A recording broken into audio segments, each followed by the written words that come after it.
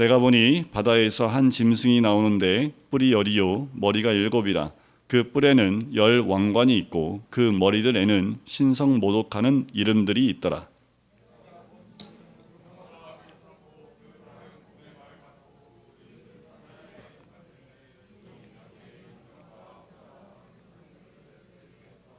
그의 머리 하나가 상하여 죽게 된 것 같더니 그 죽게 되었던 상처가 나음에 온 땅이 놀랍게 여겨 짐승을 따르고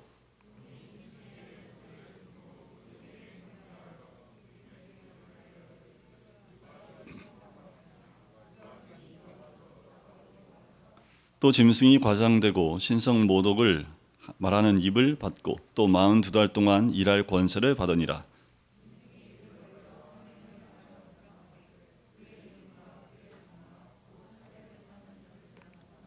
또 권세를 받아 성도들과 싸워 이기게 되고 각 족속과 백성과 방언과 나라를 다스리는 권세를 받으니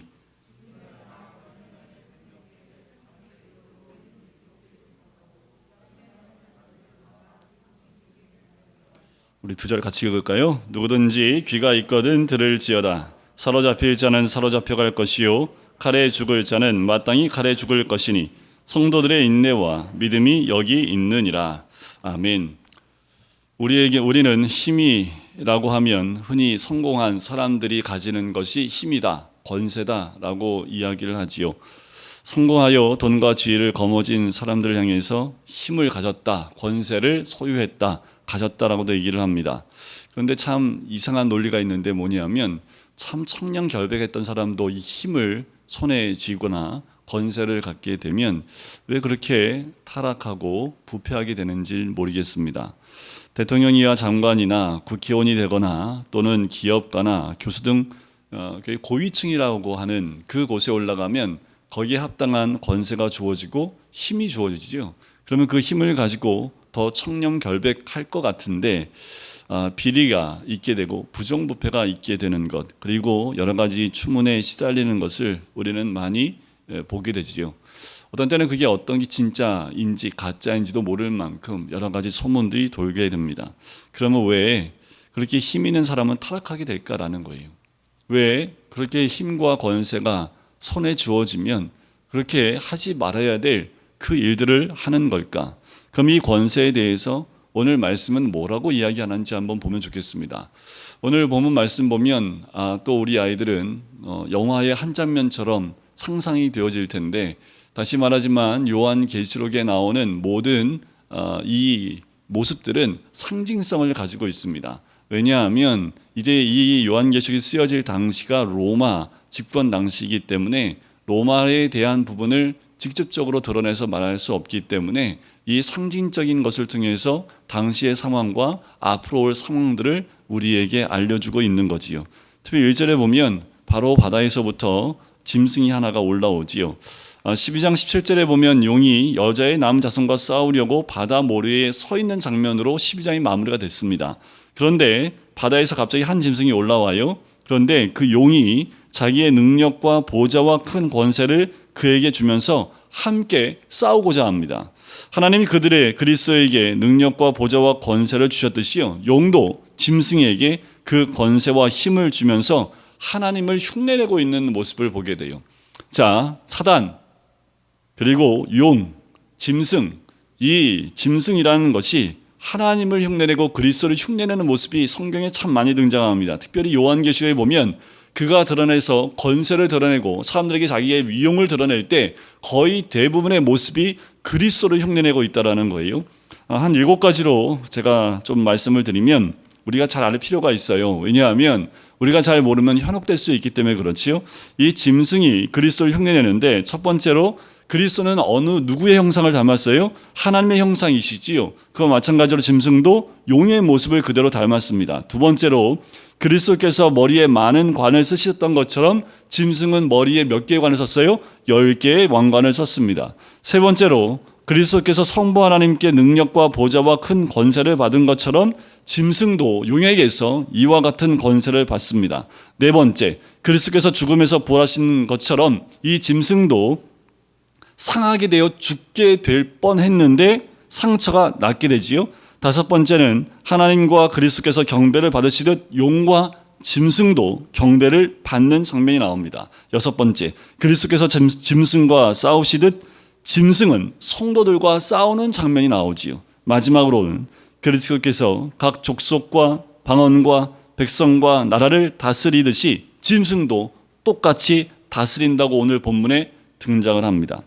이처럼 머리가 굉장히 좋은 사탄이요, 짝퉁 그리스도를 만들어서 많은 그리스도인 또 많은 사람들을 현혹하고 또 꼬이는 모습을 보게 되지요. 자, 이런 모습 가운데 우리가 분별치 못하면 너무도 쉽게 짐승의 권세를 우리가 분별치 못하고 우리도 넘어질 수 있다라는 겁니다. 이미 계속 11장에서 짐승이 등장하지요. 두 증인이 등장할 때, 또 두 증인이 예언할 때 무저갱으로부터 올라온 짐승이 전쟁을 일으켜서 이 증인들을 죽이는 장면을 우리가 보았습니다. 이 증인이 예언할 때가 언제입니까? 예수님의 초림과 재림 그 사이를 이야기하지요. 그 사이에 사탄의 공세와 공격이 끝이 없이 이어질 것에 대한 부분을 상징했던 말씀입니다. 그런데 본문에 오늘 바다에서 올라온 짐승은 용의 형상을 닮아서 10뿔, 머리가 몇 개? 7개. 근데 영화에서 많이 봤죠? 그거 보고 막 박수치고 좋아했지? 그 모습들이 어디에서 형상화된 거냐 하면 이 성경에서 그 모습들 형상화해서 만들었다 해도 과언이 아닙니다. 그리고 왕관이 몇 개예요?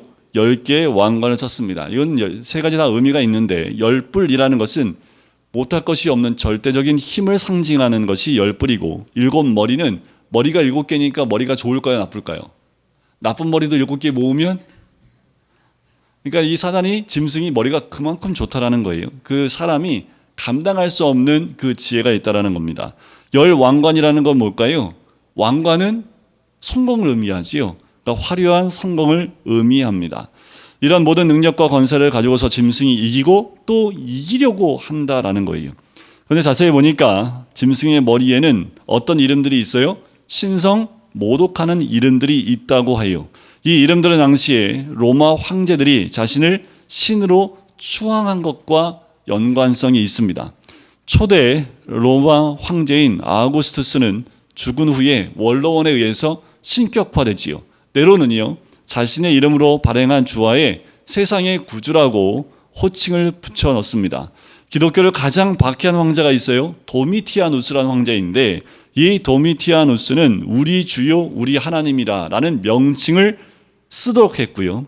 여러 나라를 지배하며 큰 권세를 틀어주고 있으니까 모든 권세의 주인, 그것은 바로 나 황제이다. 황제들이 다 이런 생각과 착각을 가지고 있었습니다. 2절에 보면 요한은 바다에서 나온 한 짐승의 모습을 세 가지 짐승의 모습으로 빗대어 묘사합니다. 세 가지 짐승이 뭘까요? 표범, 발은 곰의 발, 곰발 봤어요? 한 번 맞으면 즉사합니다. 입은 누구의 입이에요? 사자의 입이에요. 여러분들 한번 상상을 해봐. 발은 곰의 발, 입은 사자예요. 그러니까 머리는 사자 머리겠네요. 그죠? 근데 몸은 표범이에요. 자, 상상 한번 해요. 진짜 신물로 그렇게 나타난다? 근데 영화에서 보면 이런 신물이 지금 나타나기도 해요. 의도적으로 만들긴 하는데, 자, 이 힘을, 권세를 누구에게서 받았다고 나와요? 용에게서 받았다고 나와요.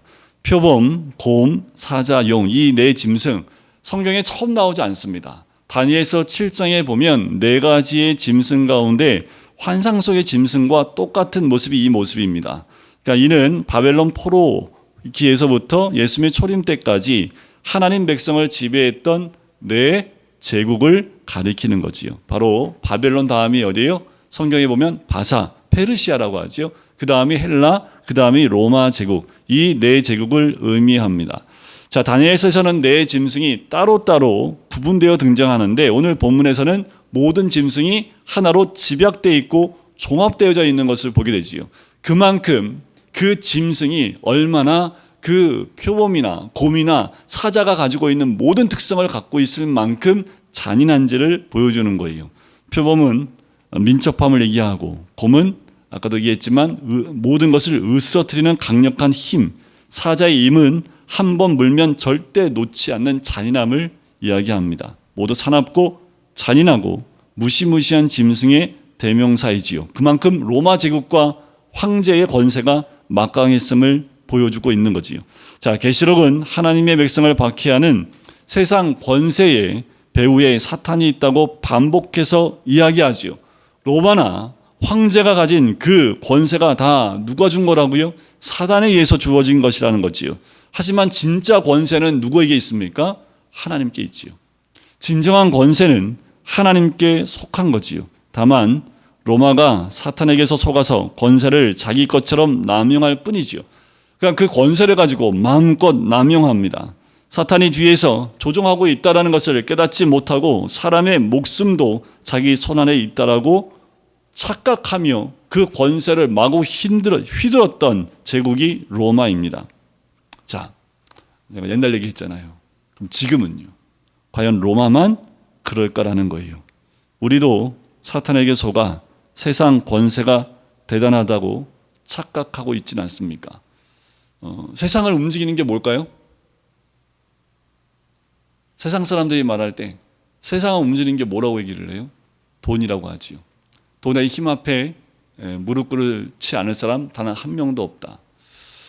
일단 교회를 떠나서 믿음을 떠나서 세상을 보면 정말 그런 것 같아요.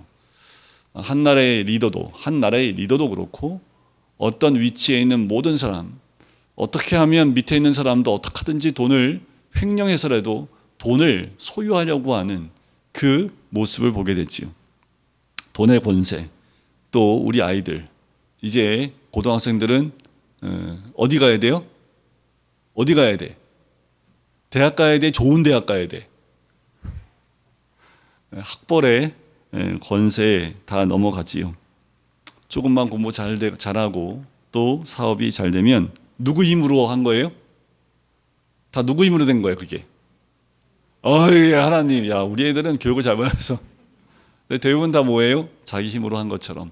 여러분들 서점에 나가면 성공 신화.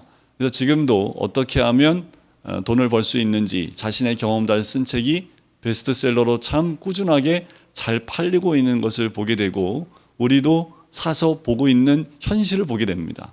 그만큼 우리가 세상의 권세, 로마만이 아니라 지금도 우리가 자신을 자랑하는, 자신의 성공과 수고를 자랑하는 그 권세에 휘둘리고 있는 모습을 봐요. 그러나 용이 준 권세가 뭐가 대단할까요? 결과적으로 이 세상 권세는 하나님의 심판 아래 제한돼 있다라는 거지요. 사탄도 이것을 잘 알기 때문에 어떻게 하든 하나님을 대항하기 위해서 자기의 세력을 이렇게 더 세워나갑니다. 그러니까 짐승을 세우고 나라들을 자기 편으로 만들어서 하나님을 대항하고 있는 거예요. 로마가 가장 대표적이었지요. 우리가 하나님 백성으로 또 남은 자손으로서 내 육체에 채워야 될 게 뭘까요? 어떻게 하면 하나님의 권세를 채울 수 있을까? 성경에 나와 있는 가장 빠른 길이 있습니다. 그게 뭐냐면 바로 그리스도의 남은 고난을 내 육체에 채우는 거지요. 사탄이 세상에 준 권세와 싸워야 하기 때문입니다. 아무리 예수를 믿어도 큰 권세 앞에서는 주눅들게 마련이지요. 내 힘으로는 싸울 수 없기 때문에 오늘도 그 싸움에서 우리가 당당히 이길 수 있는 방법은 주님의 십자가의 은혜를 의지하고 나가는 것밖에 없습니다. 이거 외에 다른 방법으로 나가게 되면 어떻게 될까요? 세상 권세에 우리도 넘어질 수밖에 없는 거지요. 잠언의 말씀에 보면 의인이 많아지면 백성이 즐거워하고 악인이 권세를 잡으면 백성이 탄식하느니라. 그렇죠. 모든 나라에 적용되는 말씀입니다. 근데 나라에만 적용돼요. 그런데 가정에서 가정에 의인이 많으면 어떨고 악인이 많으면 어떻게 될까요? 직장은요. 직장도 만만치 않지요. 교회는요. 교회도 마찬가지인 것을 볼 수 있습니다. 3절과 4절에 보면 머리가 하나가 상하게 되지요. 근데 거의 죽는 줄 알았더니 그가 상처가 나아요. 그런데 온 땅이 놀랍게 여겨 짐승을 따르기 시작했다라는 거예요. 지금 사탄이 예수님의 십자가 죽음과 부활을 적극적으로 흉내내고 있지요. 온 땅이 용과 짐승을 경배하며 그들을 우상화시킨다라는 거예요. 자, 로마 황제가 처음부터 신격화된 것은 아닙니다.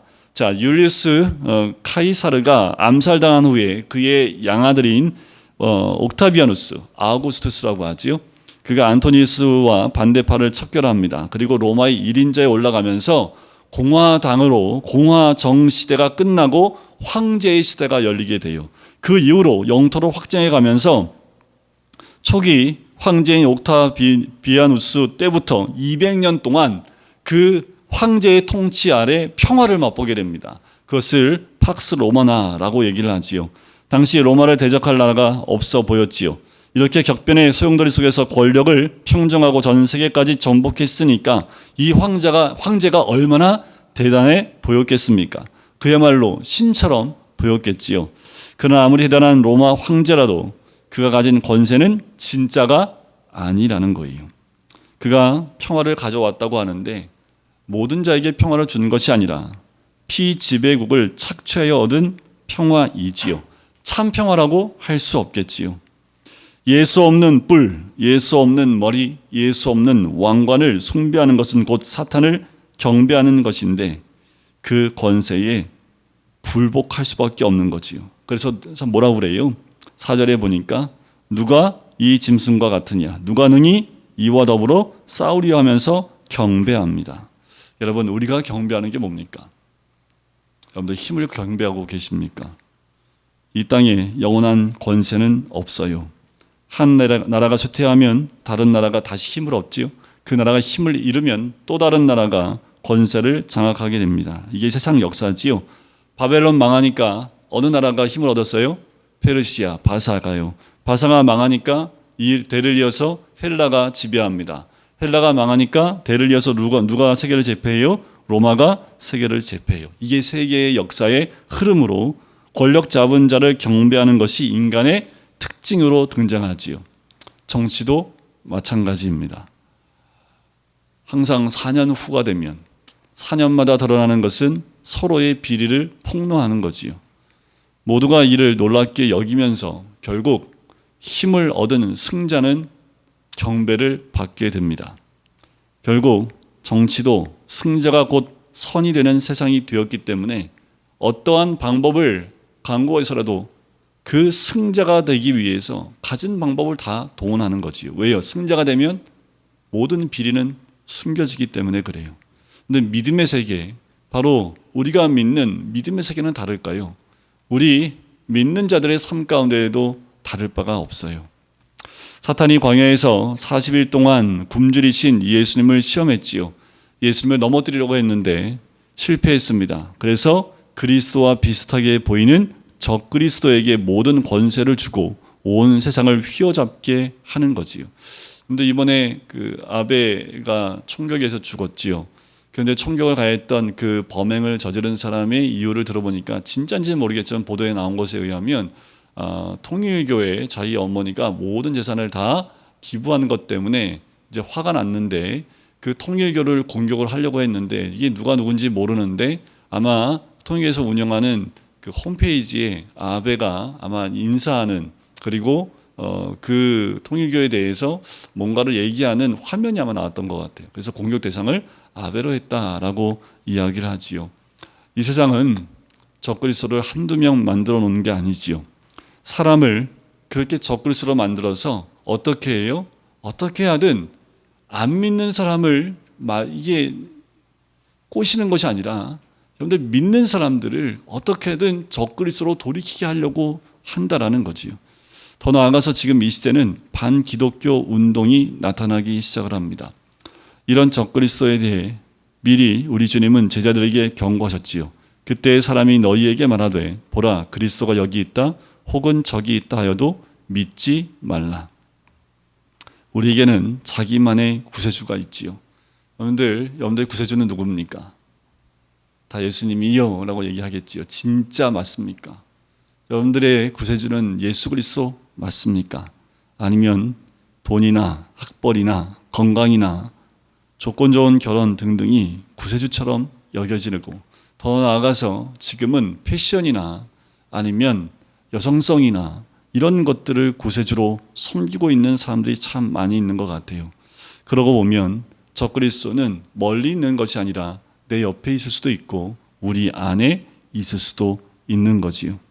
바라는 것이 많을수록 적그리스도의 밥이 될 가능성이 높습니다.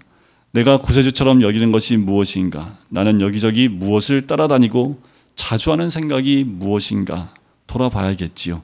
내가 골몰하는 그것이 바로 내 속에 적그리스도 될 가능성이 높습니다. 5절과 6절에 보면 짐승이 용에게서 신성모독하는 말과 42달 동안 일할 권세를 받아요. 42달 1260일 3년 반 똑같지요. 제한된 기간이라는 거예요. 여러분들 성도에게 닥칠 고난이 있습니다. 하지만 그 고난은 제한적입니다. 3년 6개월이라는 기간이 있어요. 현재의 고난은 장차 우리에게 나타날 영광과 좋게 비교할 수 없다고 로마서 8장에 이미 얘기합니다. 평화의 시대가 도래하며 로마가 밖에서 싸울 대상이 없으니까 이제 안에서 그 대상을 찾기 시작을 했지요. 그것이 바로 그리스도인이었습니다. 계시록 당시에 적그리스도의 세력이 얼마나 성도를 괴롭히고 유혹했는지, 요즘 기독교를 회방하며 신성 모독하는 사람의 말들이 부쩍 많이 늘어나고 있습니다. 여러분들 잘 살면 하나님을 잘 섬길까요? 나라가 잘 살면 오히려 여러 가지 조류가 거세게 밀려들면서 하나님을 거부하고 하나님을 향하는 눈이 점점 어두워지기 시작을 합니다. 각종 주의, 그리스도를 회방하지요. 사회주의, 공산주의, 인본주의, 더 나아가 민주주의도 교묘하게 복음을 방해하고 회방하는 모습을 보게 돼요. 7절에 보니까 권세를 받아 성도들과 싸워 이기게 하고 각 족속과 백성과 방언과 나라를 다스리는 권세를 받았다라고 얘기해요. 사탄의 권세가 대단하지요. 바벨탑 같아요. 각 족속과 백성과 방언과 나라를 다스리는 권세랍니다. 여러분들 전 세계에 기독교를 그 나라의 국교로 세운 나라가 있을까요? 다 한 나라도 없습니다. 유일하게 아마도 로마 때 기독교를 국교로 지정을 했지요. 교회가 그 이후부터 타락하기 시작해서 유럽은 천년간 중세 암흑기를 맞이하게 됐지요. 여러분들 전 세계에서 가장 신앙생활하기 좋은 곳이 어딘 줄 아세요? 여러분들 집입니다. 전 세계에서 믿음의 자유를 누리고 있는 곳이 그렇게 많지 않아요. 특별히 우리는 자유민주주의 국가이기 때문에 믿음의 자유함을 있는 나라지요. 여러분들 잘 믿기 위해서 어느 나라 갈까요? 다른 어떤 나라 가도 여러분들 믿음의 자유함을 마음껏 누릴 수 있는 나라는 세상 어디에도 없습니다. 8절을 보면 죽임을 당한 어린 양의 생명책에 창세 이후로 이름이 기록되지 못하고 이 땅에 사는 자들은 다 그 짐승에게 경배하리라. 어린 양의 생명책에 기록된 자들, 즉 구원받은 자들 외에 이 땅에 사는 모든 자가 짐승을 경배하게 됩니다. 그러므로 예수님을 모르면 우리는 평생 어두움에 사탄의 하수인 노릇을 할 수밖에 없어요. 죄성을 치료하는 성령의 능력이 우리에게 임하지 않으면 죄의 힘에 굴복당하게 돼요. 우리는 한순간도 성령의 능력이 없으면 매일 매순간 죄에 휩쓸려 가게 되어 있는 것이 죄된 우리의 모습입니다. 예수가 없는 자들은 죄에 따라오는 잠시의 즐거움을 추구하며 살지요. 그것이 돈의 힘이고 권력의 힘입니다. 잠시 주는 그 즐거움을 찾기 위해서 음주를 하게 되어지고 다른 것들에 손을 대기 시작을 하는 거지요. 처음에는 점점 그것에 빠지기 전까지는 헤어나올 수 있는 기회가 있지만 감각이 사라지면서부터 방탕에 자기의 몸을 다 내어져 던지게 되어지는 거지요. 죄를 향한 욕구는 쉼이 없고 지칠 줄 몰라서 중독의 수준까지 바로 가게 만드는 거지요.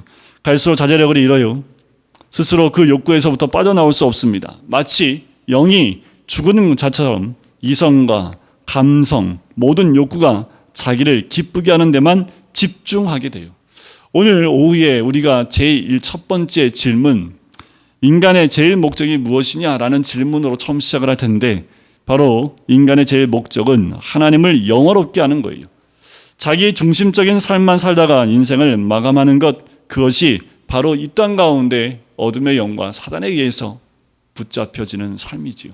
여러분들 나를 위해 사십니까? 나의 즐거움과 나의 육을 위해서 미래를 선택하십니까?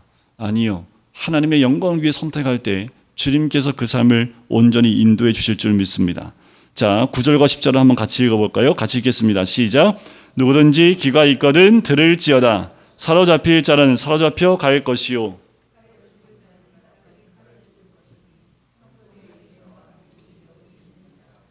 자, 우리의 인내와 믿음이 여기 있는 줄 믿습니다.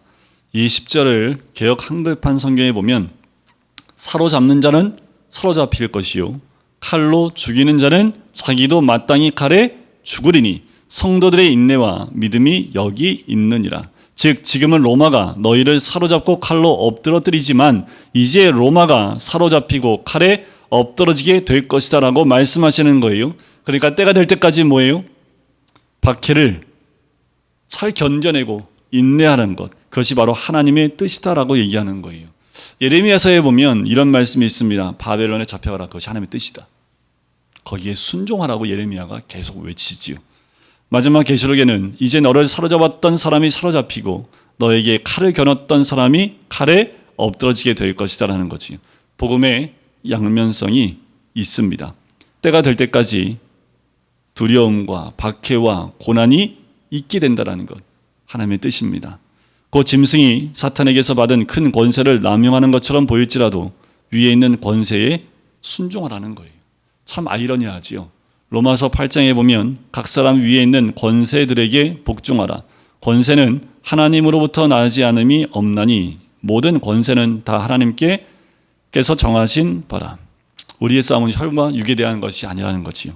지금은 내가 사로잡힌 것 같아도 내 죄를 보면서 인내하면 하나님의 때에 그 사로잡은 자가 사로잡히게 된다는 거예요. 우리가 지켜야 될 것은 바로 믿음과 인내입니다. 우리가 위의 권세에게 순종할지라도 복음에 반대되는 것까지 순종할 필요는 없지요.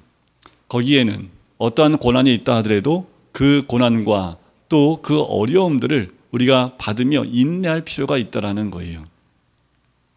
그러므로 어떤 상황에도 믿음으로 인내하는 것이 모두를 살리는 큰 권세입니다. 이해할 수 없는 사건에서 한 사람이 그 사건에서 인내하며 믿음으로 견뎌내면 그 공동체가 살아나게 되는 줄 믿습니다. 10절에 다시 보면 성도들의 인내와 믿음이 여기 있다고 합니다. 우리가 먼저 성도가 되어야 인내가 무엇인 줄 알 수 있게 되는 거죠. 중요한 건 뭐예요? 성도가 되는 것입니다. 성도가 되지 않았는데 어떻게 믿음으로 인내할 수 있습니까? 교회 공동체에 와서 말씀을 듣고요, 예배에 가고요, 날마다 성경 공부하면서 나의 가치관이 하나님의 가치관으로 바뀌어야 인내할 수 있어요. 하나님의 가치관이 없는데 이 고난을 어떻게 인내할 수 있습니까? 이번 여름에 우리 중고등부 아이들이 짧지만 이틀 동안 성경적 세계관 캠프에 가서 간절한 소망하는 것은 저는 애들이 사도 바울이 확 바뀐 것처럼 그렇게 바뀔 것이다 라고 기대합니다. 그래서 애들이 갑자기 이틀 지나고 왔는데 애들이 막 인생이 달라지고 막 그걸 기대하고 있어요. 예배 시간 졸지도 않고 막 눈이 초롱초롱해지고 가치관이 말씀에 있어가지고 오늘도 말씀 안 읽으면 내가 잠을 못 자 해서 막 아침마다 저녁마다 막 말씀 읽고 부모님들이 제발 좀 그만 좀 해야 하면 막 저를 그냥 놔두세요. 저는 골방에 들어가서 1시간씩 기도해야 합니다. 막 기도하고 막 이렇게 변화되는 우리 아이들이 반드시 있기를 간절히 소원합니다. 또 한 가지는 첫 술에 배부르지 않지요.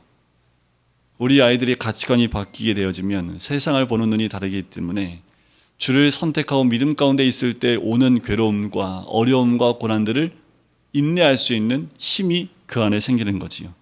믿음이 없으면 아무것도 할 수 없습니다. 여러분, 그 믿음이 우리 아이들과 우리 모든 성도들에게 충만하게 임하기를 간절히 소원합니다.